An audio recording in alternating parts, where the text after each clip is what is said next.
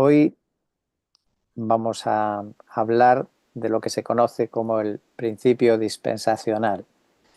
Se trata de un sistema, no el único, pero es un sistema de interpretación que tiene en cuenta la etapa de la historia en la que está cada texto. Cuando lo leemos, pues ese texto forma parte de una historia, de una época, de unas características y a lo largo de la historia se observan variaciones en cómo Dios trata con el hombre, con el ser humano.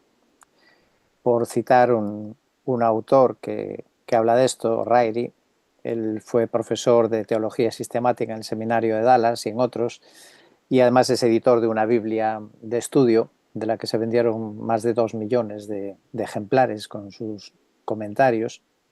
Y él dijo lo siguiente: la mayoría de las personas conoce algo acerca de las doctrinas que cree, pero muy poco de la hermenéutica en la cual dichas doctrinas se basan. Los principios de interpretación son básicos y deben ser establecidos antes de tratar de interpretar la palabra de Dios, para que el resultado no solamente sea la interpretación correcta, sino también un sistema correcto de teología.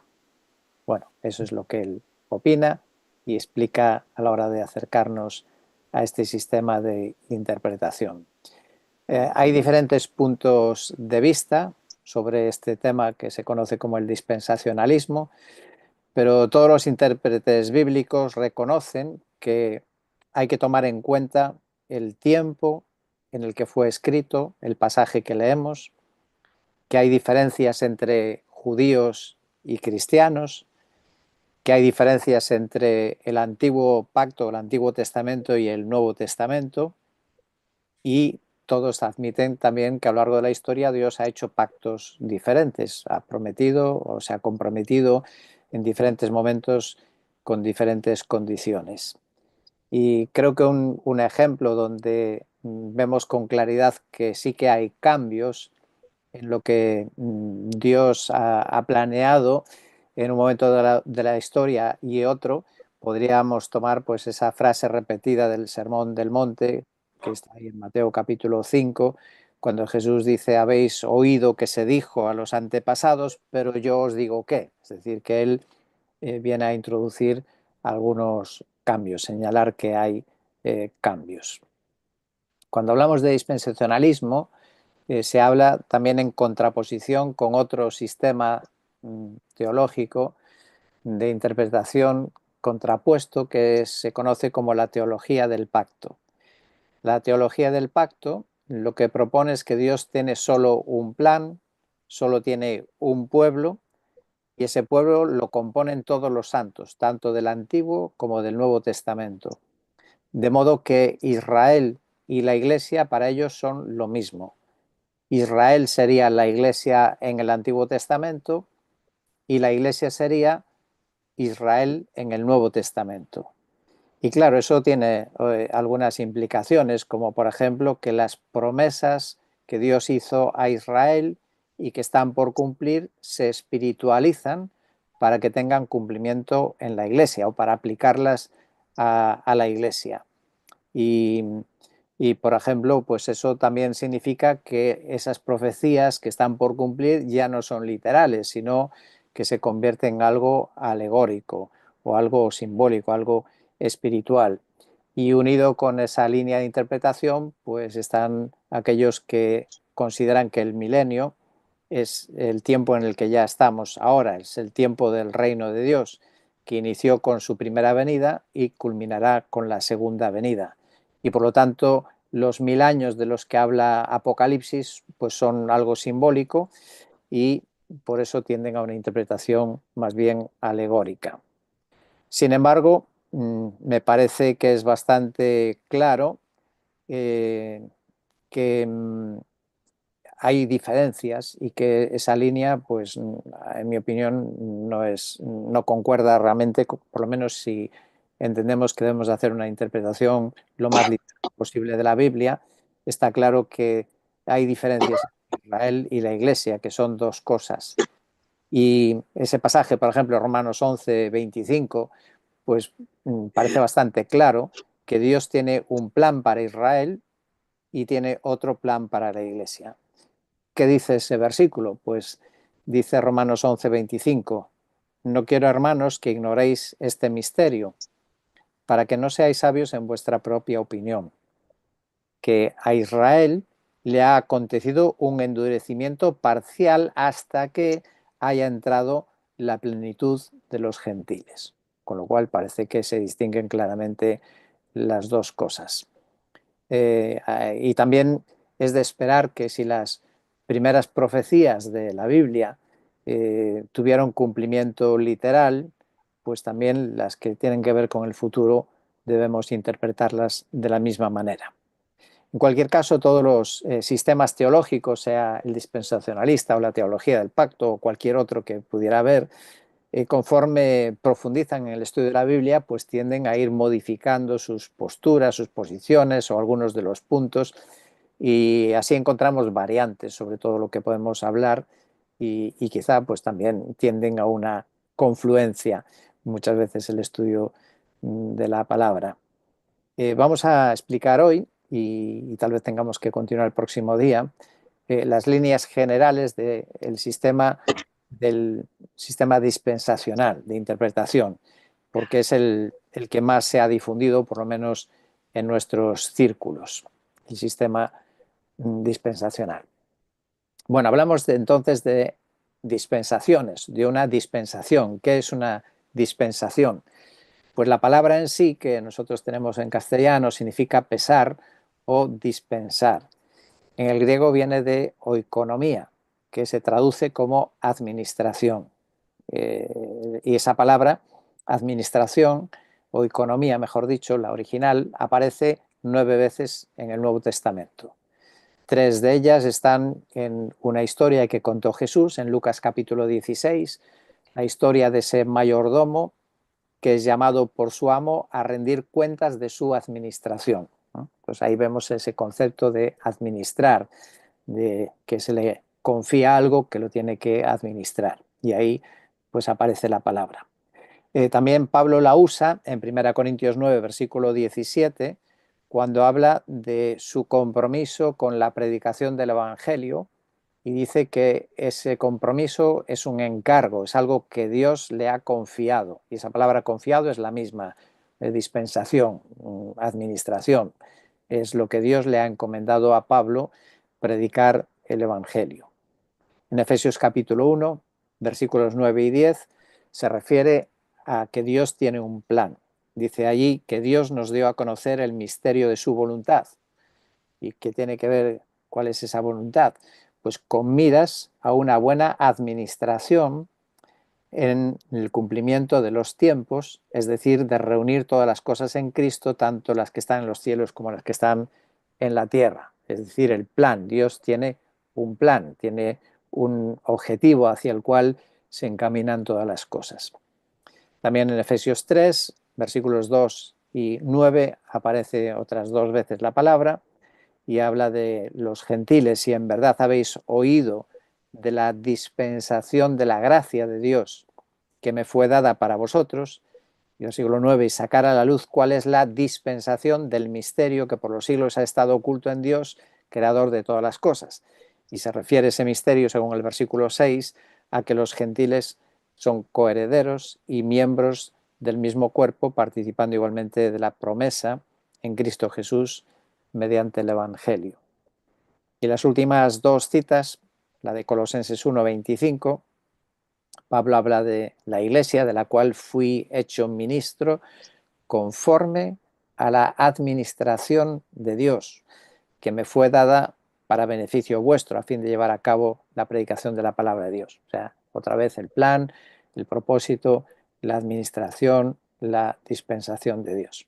Y finalmente, 1 Timoteo 1, versículo 4, Pablo advierte hacia los últimos tiempos que no prestarán atención a mitos, o sea, que no presten atención a mitos y genealogías interminables que dan lugar a discusiones inútiles, en vez de avanzar el plan, la dispensación de Dios, que es por fe, y así te encargo ahora, le decía Pablo a Timoteo.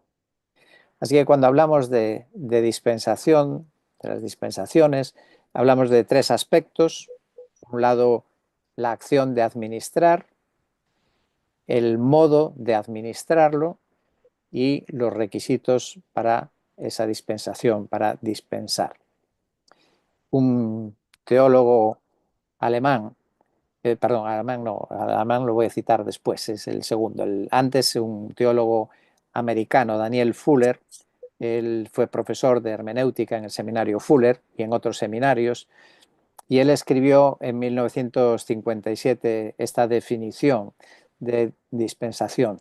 Dice, el periodo de tiempo durante el cual Dios trata con el hombre de cierta manera. Es decir, que es un modo de relacionarse Dios con el ser humano. Comienza siempre por iniciativa divina, es Dios que decide establecer o introducir un cambio. Eric Sauer, este es del Círculo de los Hermanos en Alemania, falleció en 1959, era profesor de Biblia y además presidente del Instituto Bíblico de Vídenes, que algunos de España han estado allí, hemos estado en algunas conferencias, y él es autor de varios libros que se tradujeron al castellano, que se le han dado cierta importancia. Uno de ellos se titula La aurora de la redención del mundo. Fue escrito en el año 67 o traducido al castellano en el año 67. Y él explica un poco este concepto de dispensación y dice lo siguiente: el estudio en la Biblia del desarrollo del plan de redención viene a ser pues la descripción de cada etapa según las características que le son propias. No hemos de considerar las escrituras sagradas como un bloque homogéneo espiritual y divino, sino como un organismo espiritual maravillosamente articulado bajo el signo de lo histórico profético. Ha de leerse la historia según la manifestación de las edades divinas, llegando así a la comprensión de su unidad orgánica. En la historia de la salvación, por lo tanto, cada época constituye un periodo histórico caracterizado por unos principios peculiares de la obra divina, manifestando nuevas facetas de la grandeza y de la hermosura del Hijo, es decir, del Hijo de Dios, que es el centro y eje de todos los siglos.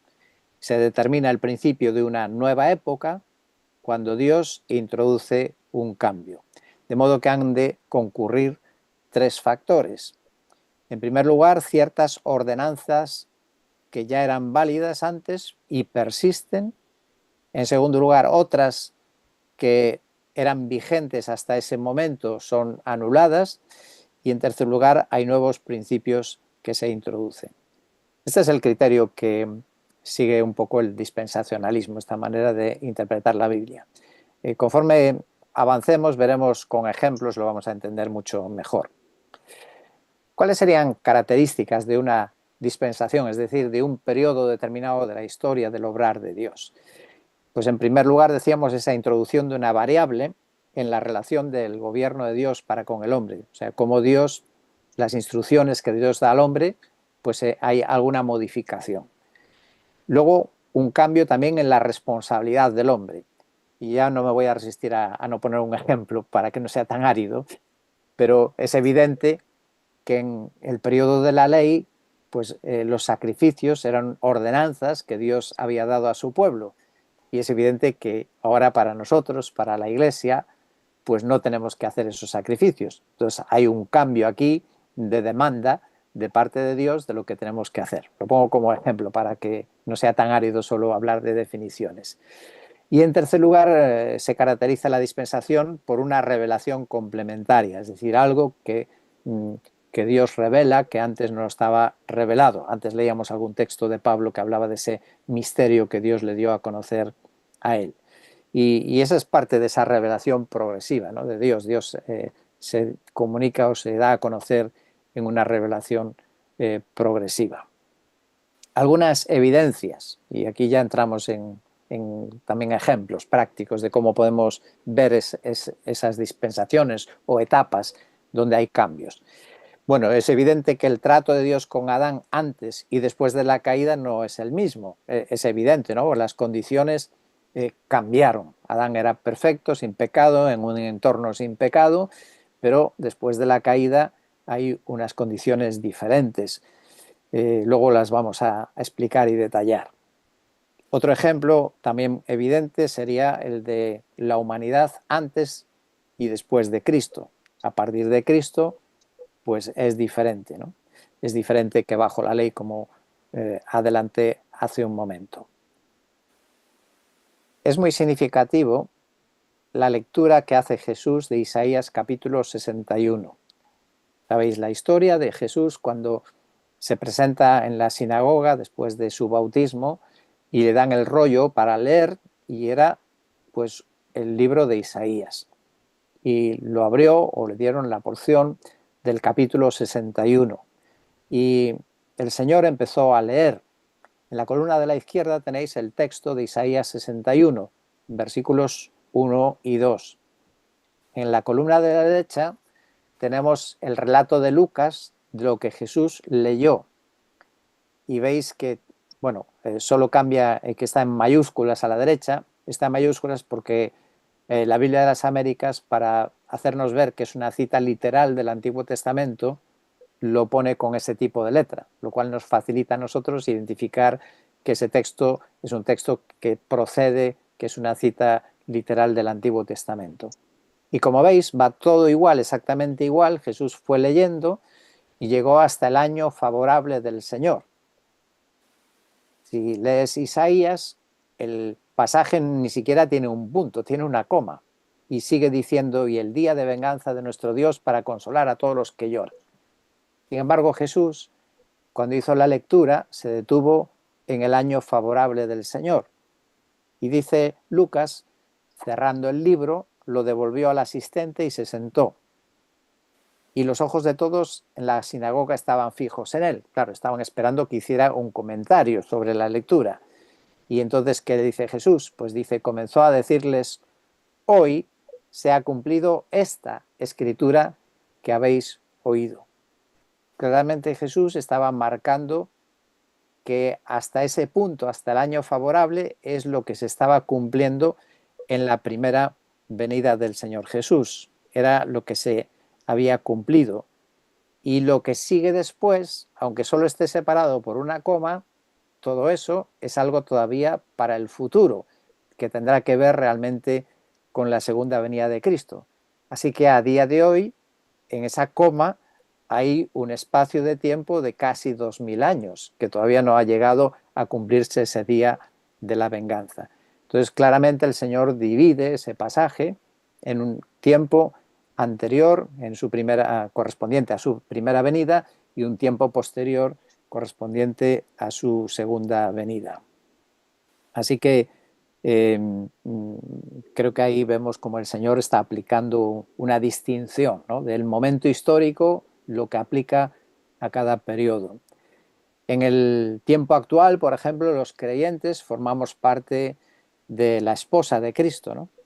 Pero una vez que el Señor haya venido y se hayan producido las bodas del Cordero, aunque el mundo todavía no se habrá terminado, pues los que sean salvos serán salvos, pero ya no serán esposa del Cordero. Entonces veis como según en qué momento estemos leyendo, pues los salvos pueden ser miembros o parte de la esposa o no serlo, ser igualmente salvos, pero hay estas distinciones en función del momento, del plan de Dios, del desarrollo del plan de Dios en la historia. Así que esta es la parte que es importante para tener en cuenta. Al final es cuando leemos un pasaje de la Biblia, en qué marco histórico y de relación con Dios y con lo que Dios ha instruido estamos para hacer una buena aplicación. Por ejemplo, no vamos a esperar que Adán pues conozca la ley mosaica, porque todavía no había sido dada, ¿no? Entonces, por eso es importante. Algo interesante de contemplar estos momentos de la historia, estos cambios, o lo que llamamos con este sistema las dispensaciones, es que todas ellas apuntan a algo muy interesante para mí, que es la incapacidad del ser humano de cumplir con las demandas divinas, la incapacidad del hombre de cumplir con lo que tendría que cumplir para agradar a Dios. Tanto que el hombre sea guiado por su conciencia, como muchos esperan que el hombre puede ser guiado por su conciencia, fracasa, es incapaz de llevar una vida recta, santa, delante de Dios. Da igual si el hombre es guiado por hombres santos y justos que nos enseñen y nos guíen el hombre fracasa. O da igual si tenemos leyes específicas que Dios nos diga exactamente punto por punto lo que tienes que hacer y lo que no tienes que hacer para agradar a Dios, el hombre también fracasa. En cualquier situación el hombre es incapaz de obedecer a Dios. Y esa es la historia de la humanidad, la historia del fracaso espiritual del ser humano. Y todo eso tiene como objetivo, como propósito, el llevarnos a que la salvación únicamente solo es posible por la gracia de Dios. No hay otra manera de encontrar salvación, si no es por la gracia de Dios, por la gracia del perdón, que es posible también únicamente en virtud del sacrificio de Cristo en la cruz, de que alguien fuera nuestro sustituto, que alguien pagara por nosotros.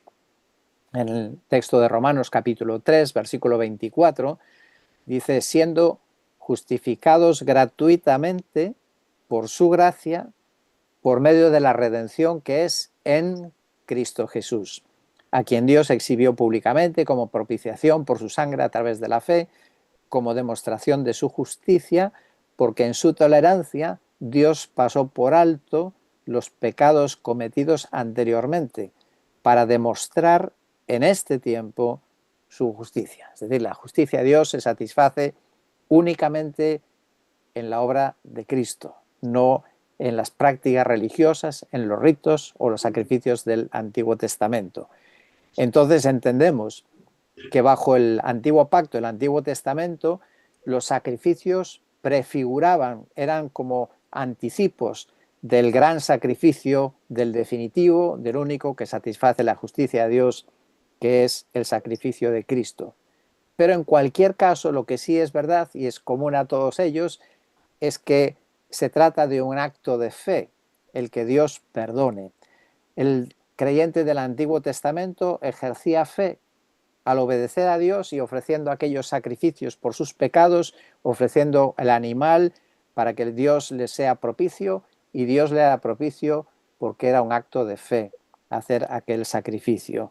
Pero en realidad la justificación le llega también a ellos en virtud del sacrificio por la muerte de Jesús en la cruz. Ahora, tras la muerte de Cristo, el sacrificio de Cristo, entonces cambia el modo en el que expresamos nuestra fe en Dios para salvación.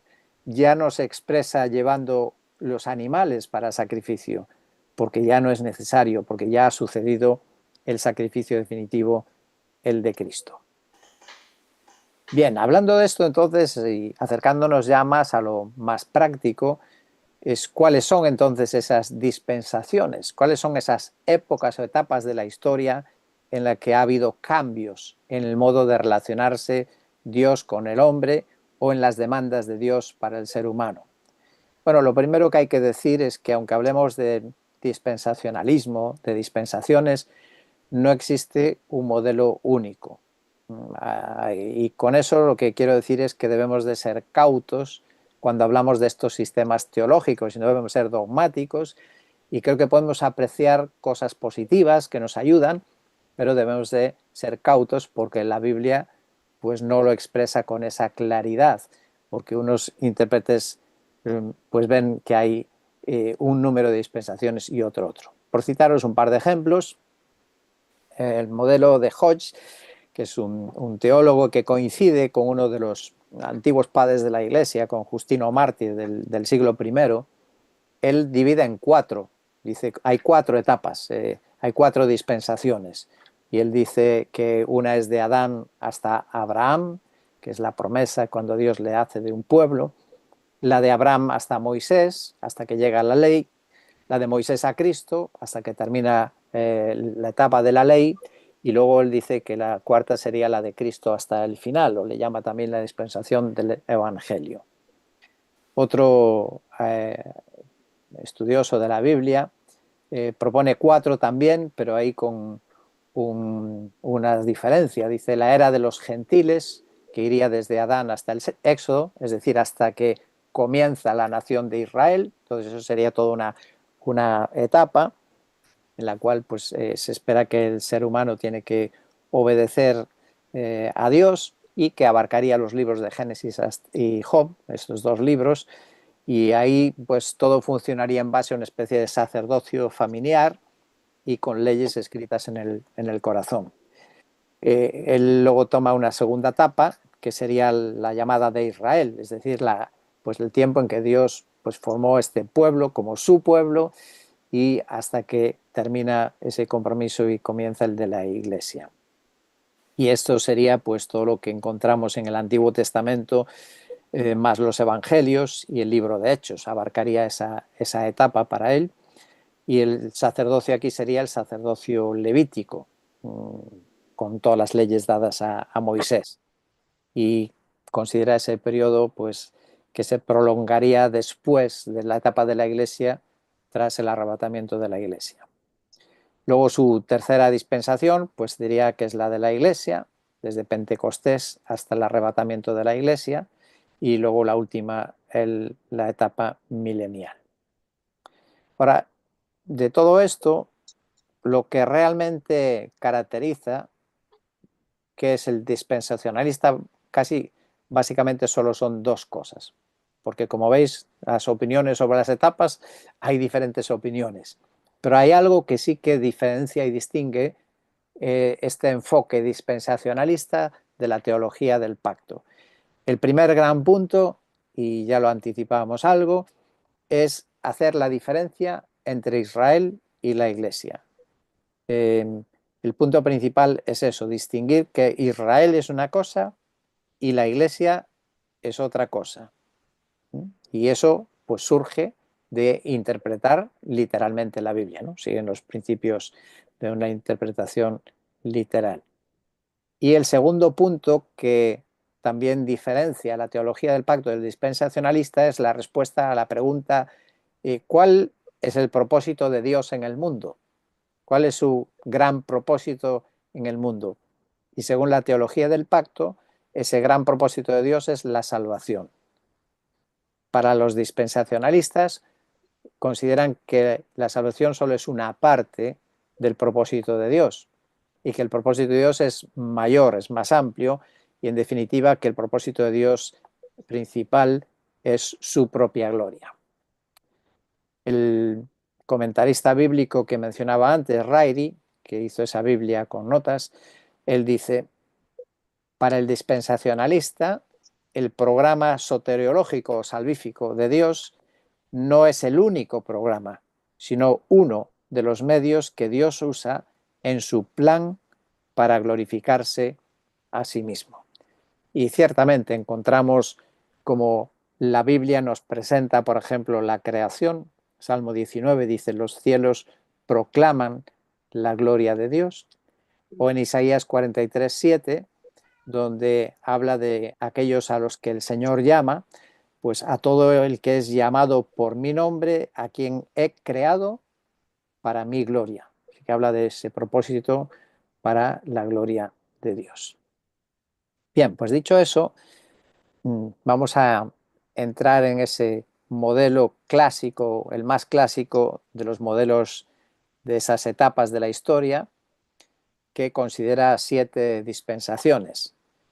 Ahí tenéis un modelo, hay varios autores que han escrito acerca de este tema. Hay un libro que muchos conocéis, que es El panorama de la Biblia, donde le presenta de una forma gráfica y fácil de ver.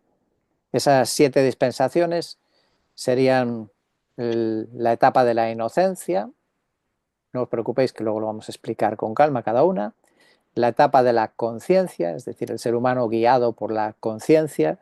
La etapa del gobierno humano, la etapa de la promesa o del gobierno de los patriarcas, la etapa de la ley, la etapa de la iglesia o la gracia, y luego la última dispensación sería la del milenio o el reino.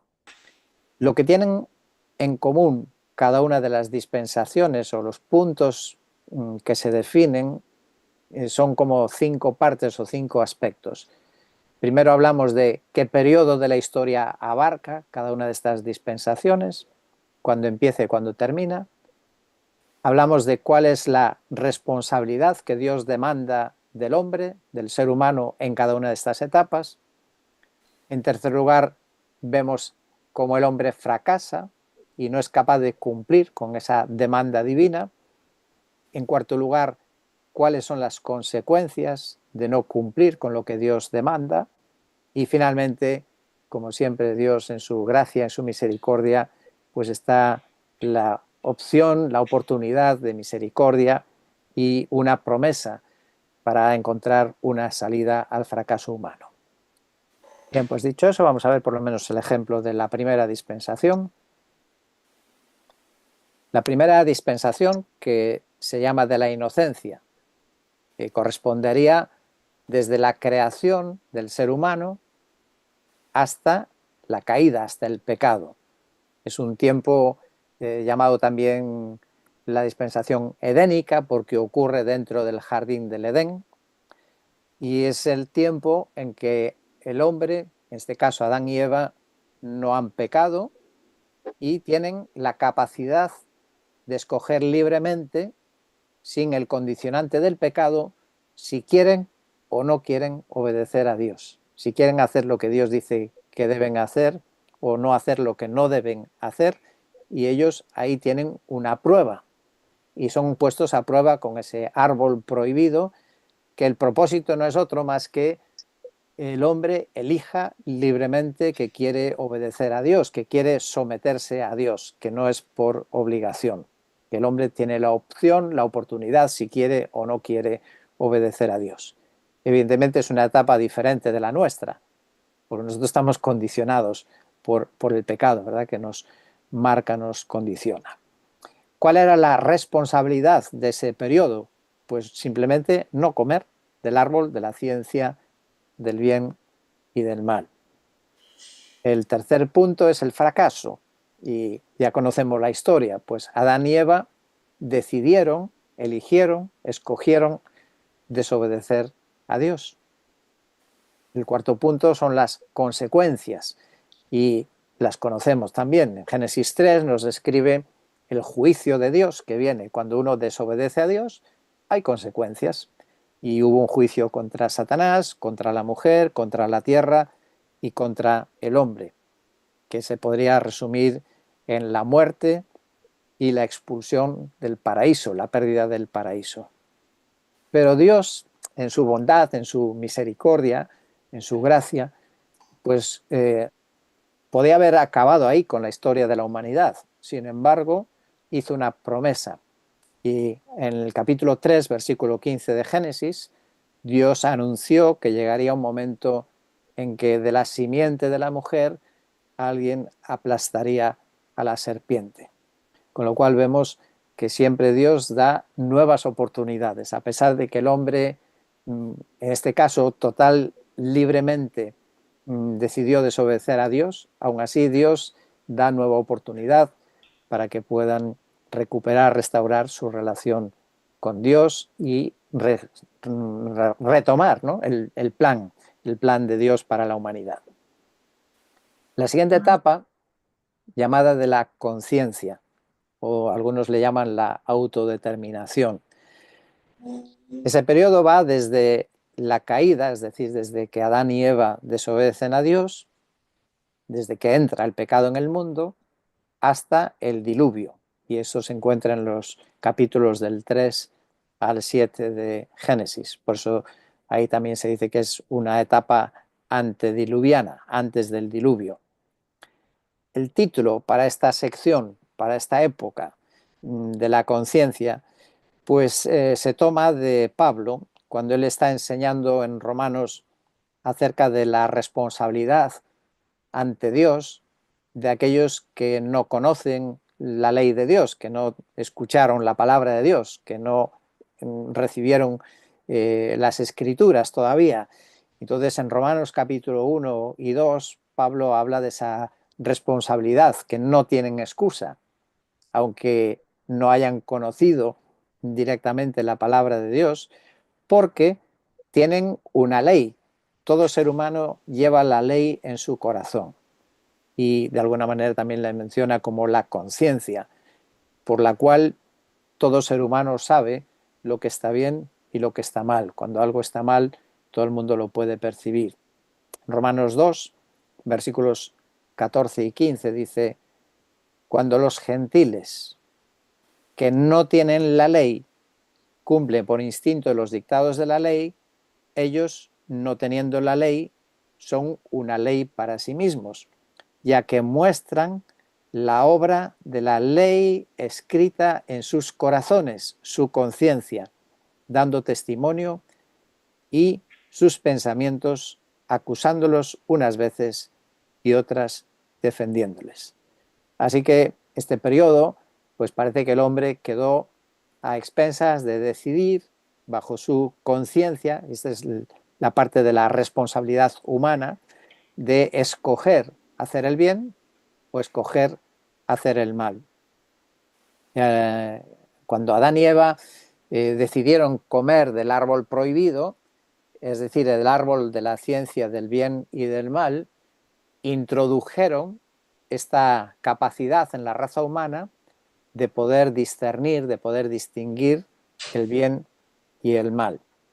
Y el hombre, pues a partir de Adán y Eva, sabía que tenía que hacer algo para agradar a Dios.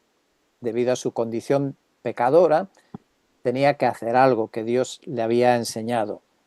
Y es evidente que aprendieron, que Dios se lo enseñó, que tenían que presentar una ofrenda de sangre por el pecado, para que Dios tuviera misericordia y perdón para ellos. Y eso se deduce porque cuando Adán y Eva pecaron, Dios les dio ropa, les preparó ropa, pero unas túnicas hechas de pieles, que implicaban el sacrificio, la muerte de un animal.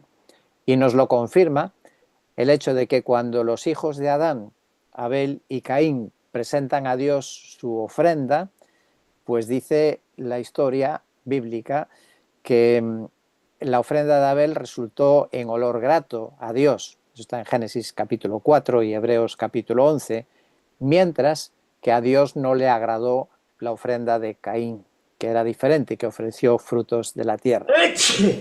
Y todo ello es así porque, sin duda, Dios les había instruido cómo tenían que hacer, qué es lo que tenían que hacer. Es decir, para que Dios pudiera tener gracia, misericordia, perdón, pues tenían que presentar estos sacrificios.